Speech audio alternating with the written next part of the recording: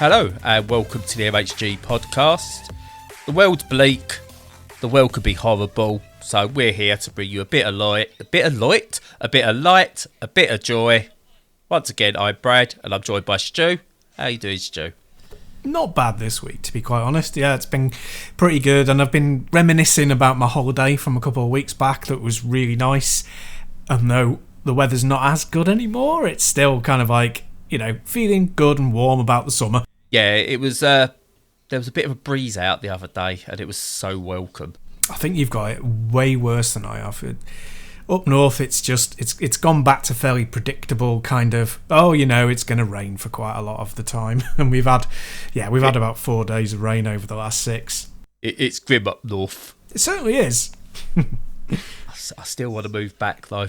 I still want to move back to Liverpool. Yeah, that is a great place. Yeah, love it. Or Knowsley, rather. If we're going to be precise, I was in Knowsley. Yeah. No. But yeah, no, it's. I think we're due another heat wave, but God, that one we had was horrible. Did not like it one little bit. Yeah, it was a bit of a challenge, that one, without any air conditioning. It was like going down to the supermarket for a breath of, cold air, because they have great aircon. Yes.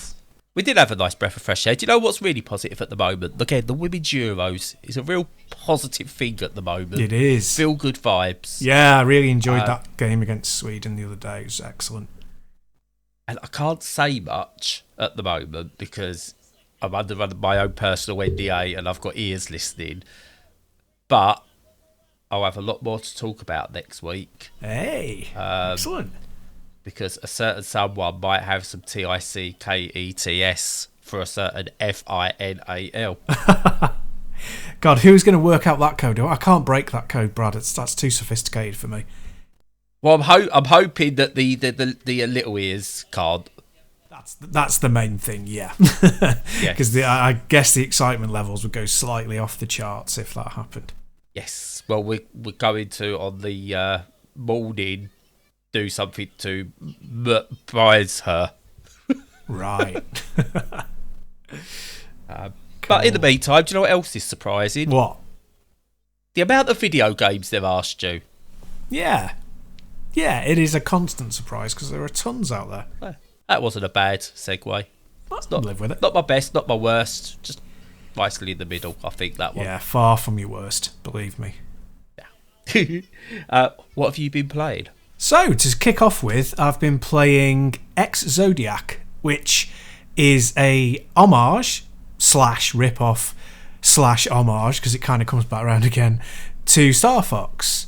And yeah, Star Fox is a funny one. It was, as everybody knows, you know, it was like this great big hit on the SNES all those years ago, back in about 1990, 91.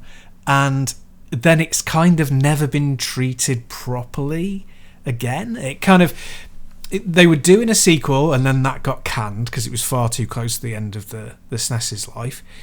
There's been various sequels in name only. There's been a couple of pseudo-sequels that have not been great. And then there was Star Fox or Star Wing Zero, which is the one where you had to use the Wii U pad to steer. And it's just like very, very strange because all people wanted from it was a very basic auto-scrolling on-rails shooter. And they kept going away from it. Anyway, so to redress this balance, a indie dev has come up with Zodiac, which is basically Star Fox with era-appropriate graphics and, you know, that very kind of flat-shaded polygonal look. It's got a load of dithering, which is where you use like a checkerboard pattern instead of true transparencies. So it looks visually identical to that style in Star Fox. Yeah. And obviously, you know, the names have been changed to protect the innocent and to stop people getting taken to court. But other than that, it's very much in the same style. And it's a really good Star Fox game. It's got a really pleasant look to it. I think it's nicely designed. It's got all the hallmarks. So, you know, you pick a planet and then go to the planet, or an area, you know, space. It's got all very similar moves. I've not played tons of it, so I can't say if there's anything new in there, but not so far. So it's very much kind of intended as a direct spiritual sequel. And I'm not a big fan of it. It's okay, but I've never really been a massive fan of of the Star Fox franchise, and mainly because I don't like. So what you do is you have your reticle and you shoot at that reticle, but your movement and the reticle are both linked, because it was designed obviously around the original N64 pad. Well, it wasn't, because it was on the SNES, but that was even more basic. But yeah, it kind of like you move yourself and that also moves the reticle, and I like those when they're independent. So Sin and Punishment came out on the N64 after it, and that allows the sort of disconnect between where you're putting the reticle and where you're putting your character. And I just never really got my head around being good at moving and also being good at shooting at the same time because of the way it controls. But that's on me. Loads of people love it, and if you love it, if you love Star Fox, you'll absolutely love this as a direct sequel. It looks gorgeous.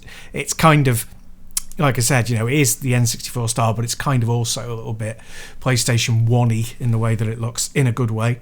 And it runs beautifully, runs great on the Steam Deck. If you're into it, it's a massive thumbs up recommendation. Yeah, I've kind of seen this seen it promoted on various forums. Twitter's had it, and things like that.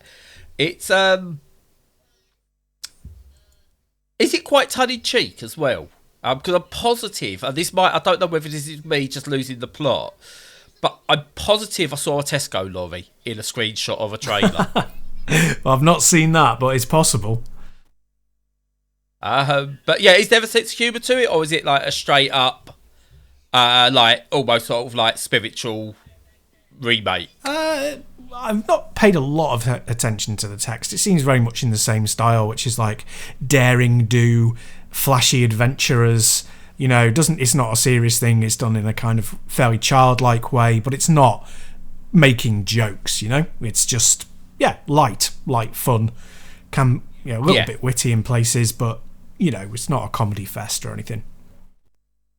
Steam Deck. Yeah, as I say, runs perfectly.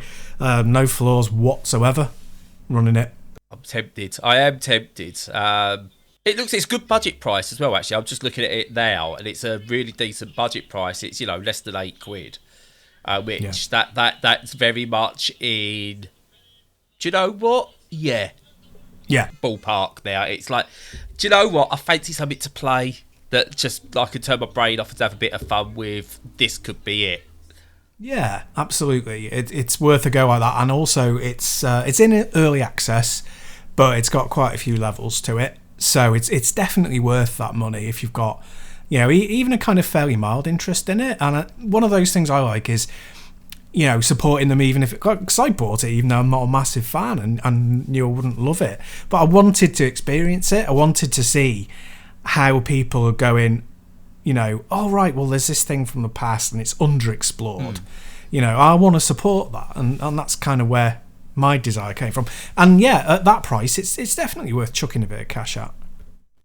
Yeah, and there's a lot of games actually out there that I think from the past where I've gone, do you know what? I'd love to see someone that now they've got more power. Let's see what they can do with it.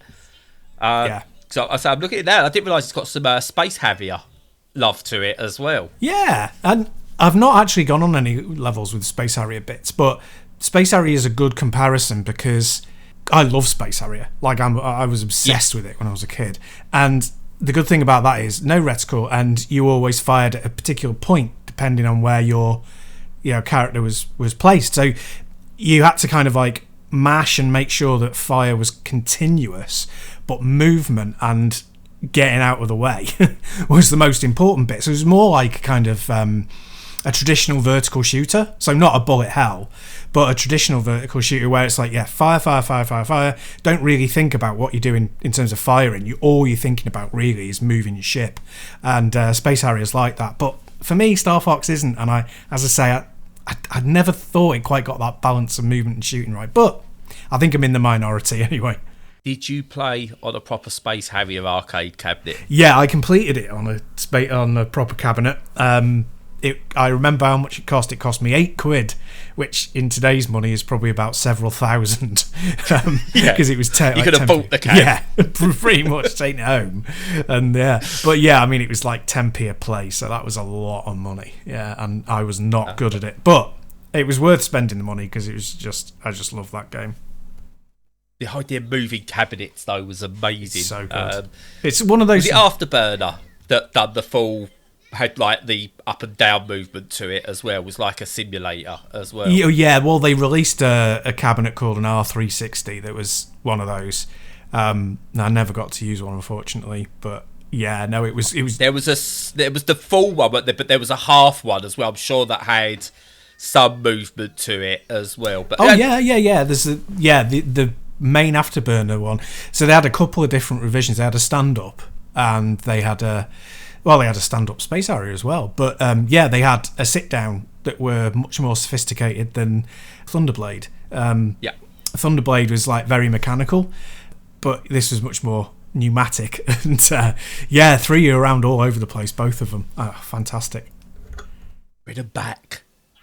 I know. Well, those sorts of things don't age because anything where you're thrown around in real life is, really cool. So. They could do like, oh my god, you could do that doing like Rocket League. Yeah. In the arcades, like a LAN version of Rocket League on like Afterburner or like a Space Harrier style simulator chair. Oh yeah, there we go. There's your money right there. Yeah, I don't really know why they're not around, because I mean you could do it because they cost a lot of money. They cost a lot of money. Yeah, I think also it's not just the cost of the initial layout. It's or the development as much. It's the maintenance. So you're selling them and you have to be like, they're going to have like maintenance at least once a month, which is arcade operators are just going to go, just fill that space with a load of coin-op machines, load of one-on bandits or whatever they are. Yeah, or now what they're doing is putting basically main units in there. Yeah. But a good arcade machine or a good cabinet makes an average game brilliant and a bad game fun. Because I've played 18 Wheeler recently. And do you know what? That's not aged very well. It's not a good game at all. Yeah. But you sit me in a mock 18 Wheeler cab and all of a sudden that game's brilliant. Yeah. No, absolutely agree. There's like, what was it? Jurassic Park. Was it called Jurassic Park the Gun or whatever? Yes. And Jambo Safari, and like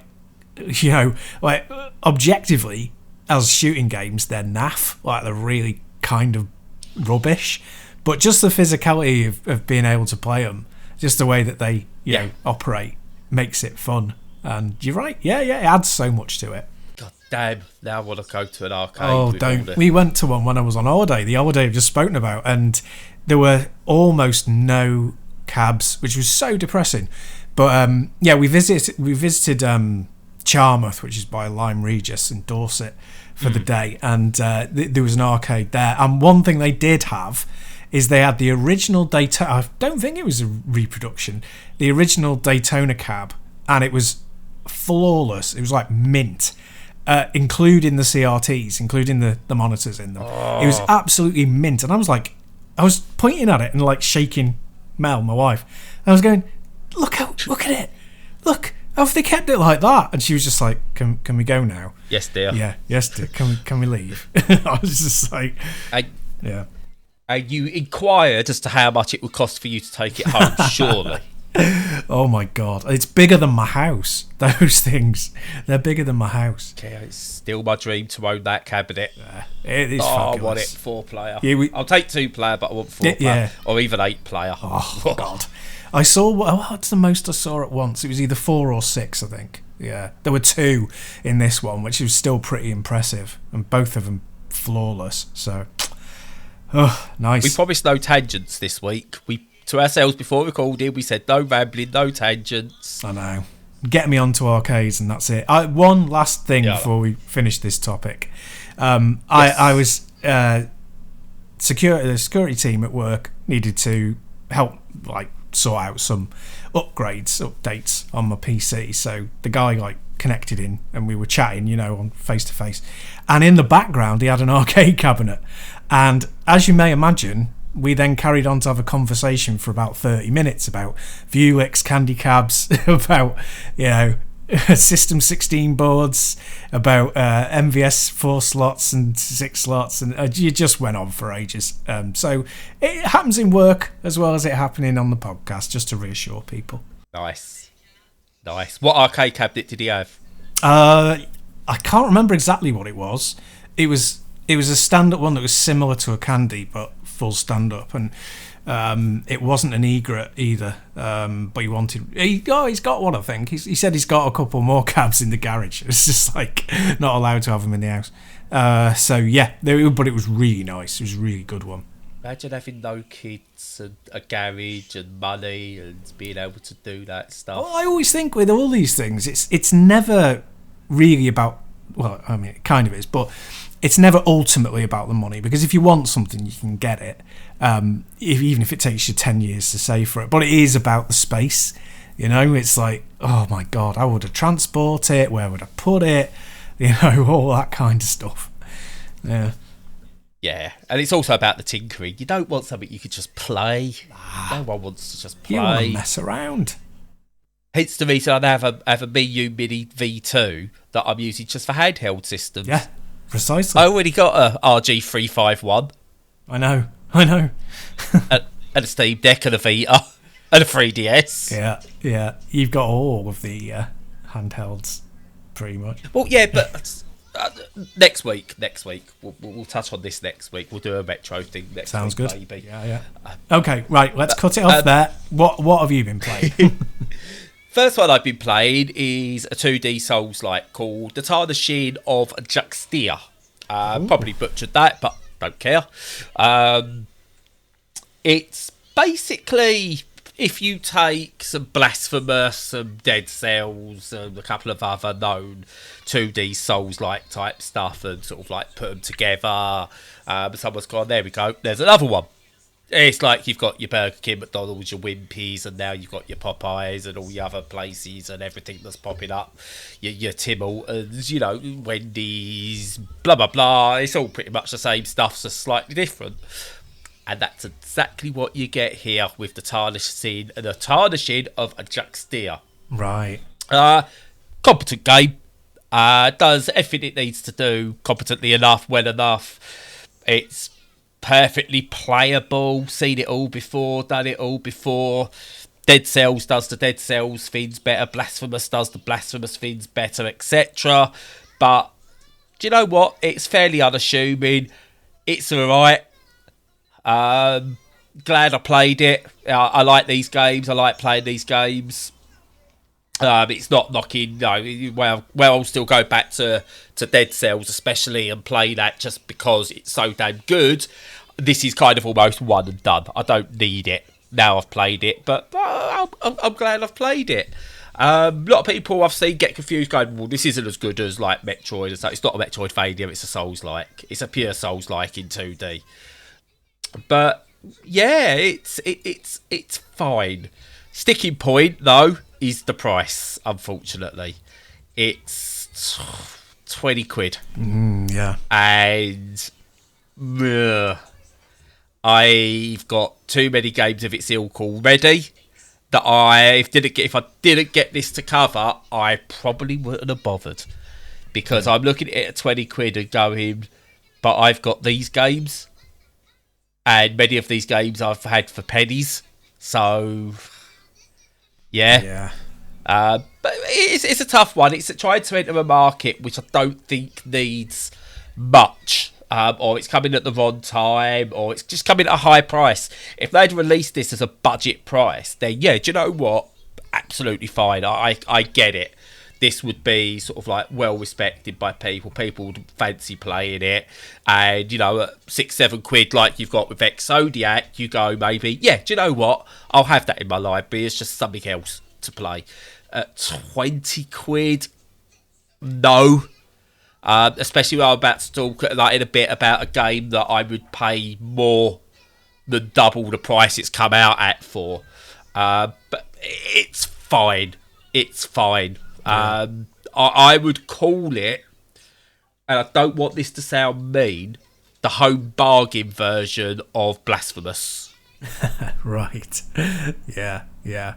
It's funny, isn't it? Because when you make a game like this, it's kind of, and I'm not saying it's this is all that it is, but when it's jumping on a bandwagon, and that's not, it sounds more disparaging than it is. I think it is good to jump on a bandwagon because you can help roll that bandwagon forward, if that's not too tortured an analogy. But when you miss that window, and I really think that window of there needing to be tons of 2D Souls-likes is gone. We're over the hump with that one, and now we're in. It has to be good. I think if it had come out 2 years ago, 18 months ago even, it would have been like, yeah, I'm buying all these things at once, and blah, blah, blah. I'll pay 18 quid, 20 quid. Yeah. We're not in that. I don't think we're in that era anymore now, and I think, it needs to be either cheaper so that people who are on the fence can dip in, or it needs to be much more expansive and not just one more of them to justify the price. Yeah. No, you're right. It needs to do something that challenges the status quo, and it's too safe.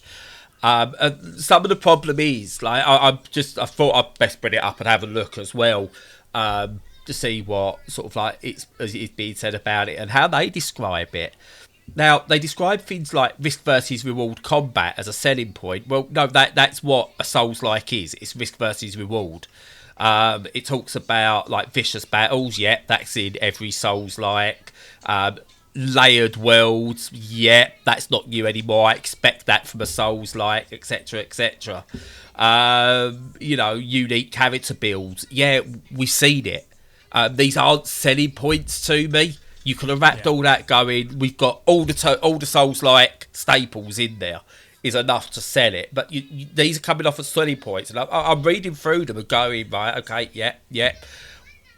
What's the unique thing about this? Why do I want this over what I'm already playing? And it's just they don't even sell it enough there, because it's just everything about it is safe. The character designs are fine as well, but again, they just feel safe. The bosses feel just safe.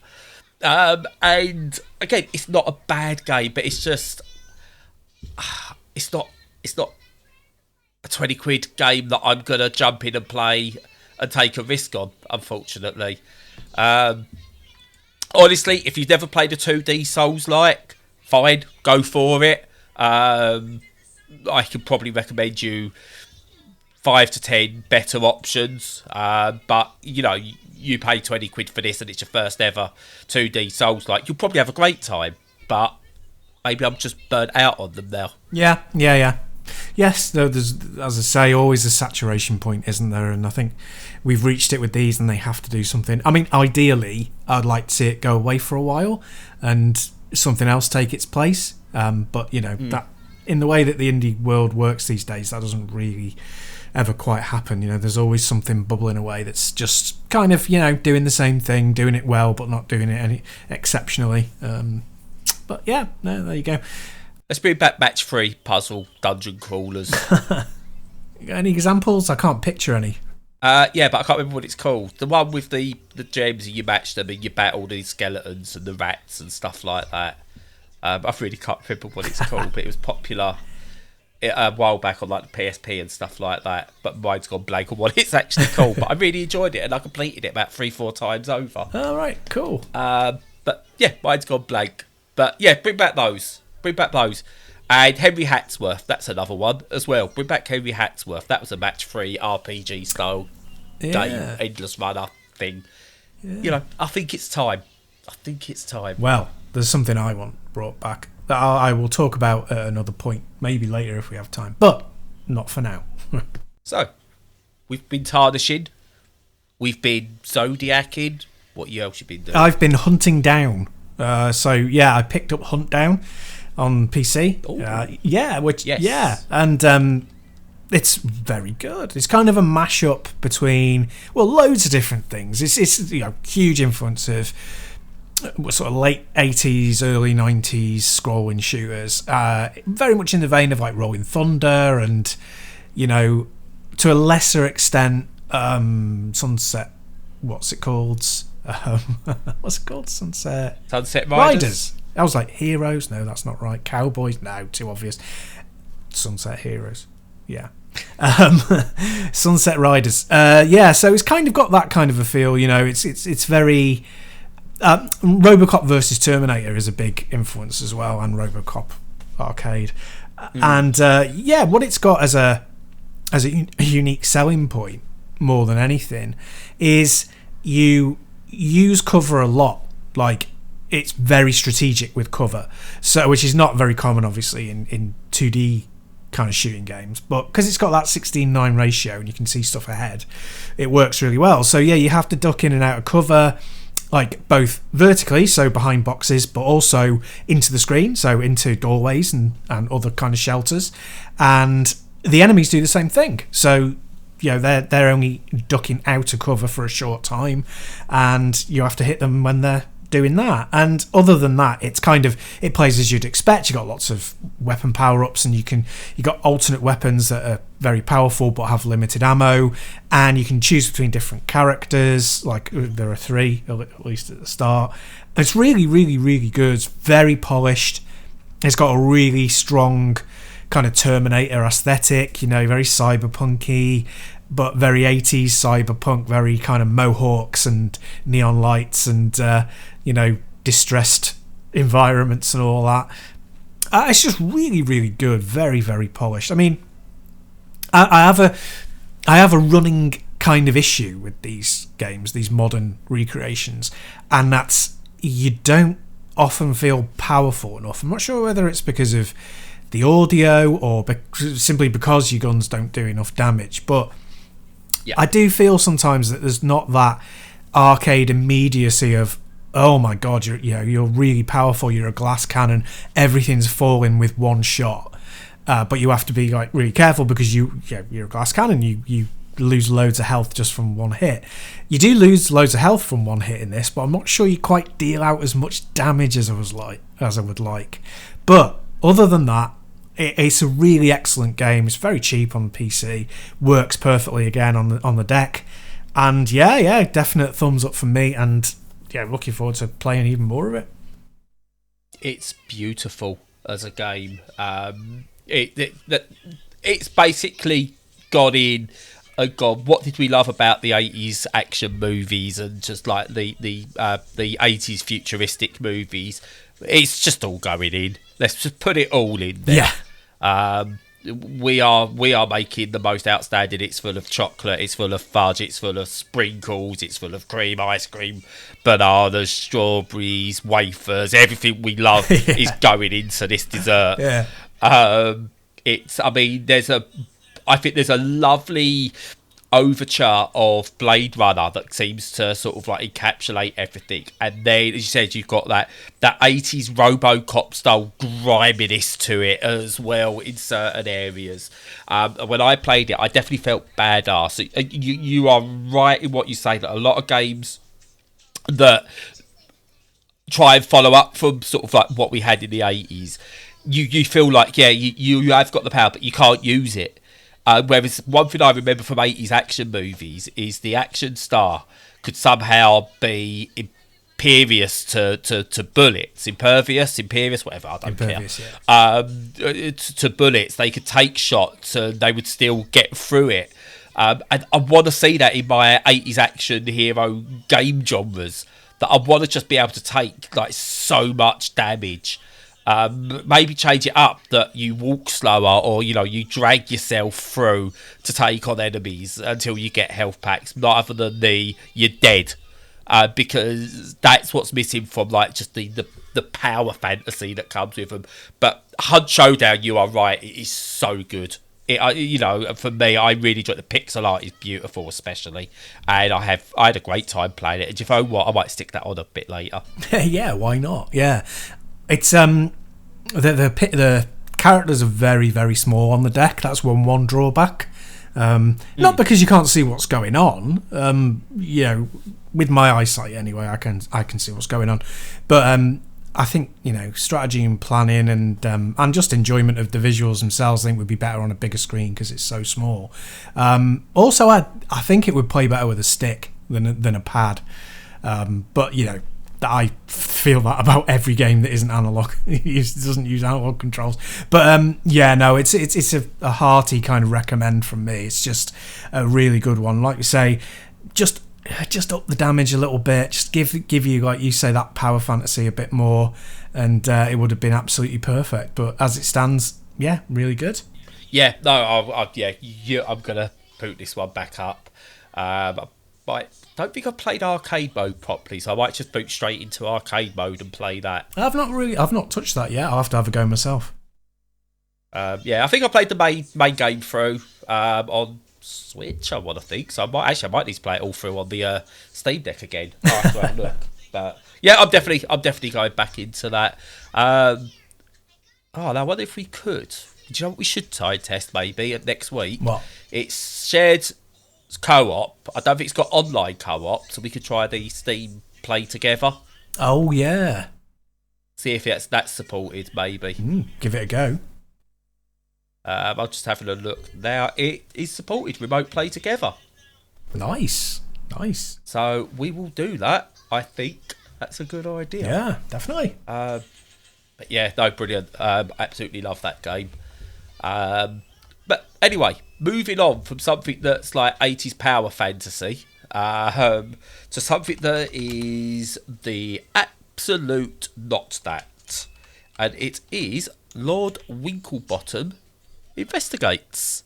Hey, best title of the year. It's a great title, and it's a great game as well. Now, it comes out today as of recording. Couldn't talk about this last week because of the embargo. It's the 26th, I think, so I could have started talking about it the other day. But obviously, podcast came out before that, blah, blah, blah. So, it's a point-and-click adventure, detective adventure type thing with a cool narrative set in the 1920s. You know the drill, you've seen it all before, these sort of things. What you probably haven't seen before are these Monty Python-esque animal caricatures who are the main characters. From Lord Winklebottom himself, who's a giraffe, to your hippo sidekick, to sort of like definitely a toad that's in there. It's like a bit Toad Hall-esque in it. There's bulldogs, there's all kinds of animals. There's cats, pelicans, goats, the lot. And it's a proper murder mystery. And it's almost like someone's written an Agatha Christie, Poirot, but in a light-hearted manner. Think almost Knives Out, in a way, in terms of the way it approaches some of the humour. And just it's general point and click. Like very early, you've got to get on a boat. Like the prologue, you've got to get on this boat to go out and start your main investigations and stuff like that. And you go, where's the guy that we like? Where's the person we need to take? And who's going to take us? Oh, he's in the pub drunk, but he's locked himself in.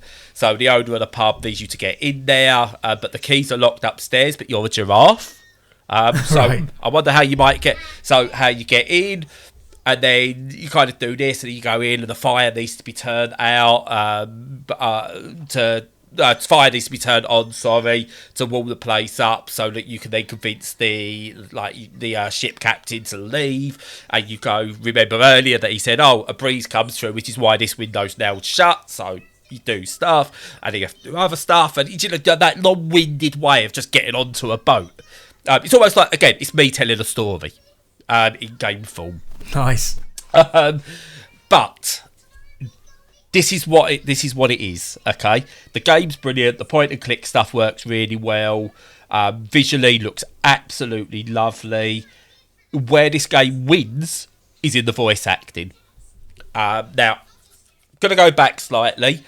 Disco Elysium may not have been the first, okay? But it's definitely the one that showed, I think, modern developers, this is what we've got to hit. This is the standard we have to hit now in terms of voice acting in these sort of games. Yeah. Because Lord Winklebottom Investigates is fully voice acted. And I welcome that. It's nice chunky graphics. The text is like easy to read. They've really thought about it. I've not even had to think about accessibility options in this game. So kudos to that. Whoever's made this game, whether they did it on purpose or not, I don't know. But for someone who has accessibility options, I didn't even think about it. I didn't even think to go and check before we started recording. Fully voice acted. Now, the issue you get with fully voice acted stuff is that if it's not voice acted well, it becomes horrid to listen to. You get bored, or you kind of like, oh, I'll just read it instead. Yeah. No, not here. This is so full of charm. I'm going to absolutely give Cave Monsters, the developers, something they can put on the box quote. Any box quote they want. This has more charm than the Pandora factory, or more charm than the Pandora warehouse. Even it is just. I sat there like playing it, and I was like, I've got to turn this off. I only wanted to make sure it worked, but the way the characters interact, the British voices work really, really well. You know, they do upper class British so well, but then you get like the workers and the people who work at the docks have got that voice acting down perfectly. And I think there's only like 3 or 4 voice actors, or 5 maybe, something like that, but they bounce off each other so well. It feels natural. And if I'm being totally honest, you completely forget that these are giraffes and things like that. Yeah. Which I think is a very special trait for a game to have, that you're not taking in. Like, first of all, you go, that's quite funny, or that's quite cute, or whatever. But that then doesn't even register as you go through the game. It's got good humour. I got an achievement for early on where before you get going, your Dr. Watson style sidekick wants a cup of tea. So you make a cup of tea. It obviously teaches you to like the point and click, how you interact and stuff like that. So you do it, and I made the cup of tea as you should. I put the water in first and then the milk. I hand it, and I get an achievement as the pop up on the Steam Deck that says water before milk, and at the same time my sidekick, he's complaining that I've made his tea wrong, and it's really cool. He's something along the lines of, oh, you've put the water in before the milk. You know, it's not how I would make it, but a cup of tea is a cup of tea, you know, kind of thing. And it's just that charm is all over it from start to, I've not quite finished yet, but I've not got bored of it. I've not gone, oh, yeah, but I've got to listen to all this again. I love listening to it. I love playing it. The story works really well. You feel like a detective in places. It's almost a celebration of our differences in a way, and I think the animals represent that really, really well. You know, there's things that are high society that you almost wouldn't expect to be high society, and it's just they all come together, and you get a class system in there without it being thrown in your face. And the fact that you are a gentleman giraffe who wears a monocle and, you know, smokes a pipe, it's just brilliant. And yeah, absolutely wonderful game. And it's, you know, it's 15 quid, and I would happily, you know, at 30, 40 quid, I would go get this game right now.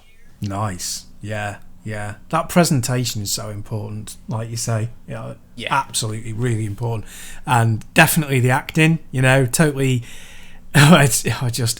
It's transformational when they get it right, and it sounds like an absolutely fantastic type of adventure. So, how tough would you say it is? Is it a real brain scratcher, or is it kind of? At points, yes, but not. We're not going as obtuse as, you know, like some of the point-and-click adventures back in like the 80s and 90s, where you kind of, without cheating, there's no way you could have worked it out. Right. Everything is signposted subtly. You do need to remember some conversations maybe for some bits, and maybe there's a little bit of trial and error, but not too much. Not too much. I don't think I've got to a point where I've been stumped. There are a couple of points, and this is what I won't lie. Do you know, sometimes you play and you get to a point where, look, I've got this thing that I could use and this would work, and the game goes, yeah, but that's not what we want you to use. Right. Even though it might work. Like very early on, when you've got to get some keys out of a top window, I had some netting or something, and I went, well, I could just throw that at it, and that would, you know, if I was doing this properly, I'd just hook it with that. Anything just to hook it so can reach it. But the game's going, not this. You're not using this. You need to use what we tell you to use, and that's it. That's frustrating, but it's not too much of that. Overall, it works and comes together pretty well. Cool. Yeah, that's good. I like it when they have those just press this button to solve this puzzle for you kind of option. Yeah, quite rare, but it's good when it happens because, you know, I'm dumb and I need them. I need that occasionally. Oh yeah, no, definitely. But I said, I don't think if I could get through this game without it, then I don't think it becomes an issue. I get frustrated, and I quite often go to, just give me the bloody answer. And I've not had that yet. Cool. Good. I'm going to check it out, definitely. Yes, out today. What time it comes out? Is it out now? I don't know, or whether it comes out in a bit. I think it's actually out now. I think you can actually go and pick it up and play it right this second. Well, you definitely can by the time you're listening to this. This is more for you, Stu. You can come off this audio recording, or this podcast, as the kids call it, and play it straight away. Nice. But yeah, that's it for me. I kind of got sidetracked by those, and I've also started playing Disco Elysium again, because I started playing it on the Switch previously, and it was all too small for me on the Switch. So I've kind of forgot what I played anyway, so I've started playing that again. Cool. That's still really good, but it's not as charming. It's probably a better game, and it's more serious and longer and so many different branching paths. It's not as charming as Lord Winklebottom. No. Cool. Yeah, good stuff. But that's it from me. Really, that's I don't know what else to say. What else to do? Well, you could shut up now. Do I want to? No. I never want to. Yeah, I will shut up now. I never want to either. But yeah, apart from that, we hope that you have a good week to come. Follow us on all the socials. As usual, join our Discord if you fancy to chat about anything at all, including mental health. And in the meantime, stay safe and stay sane.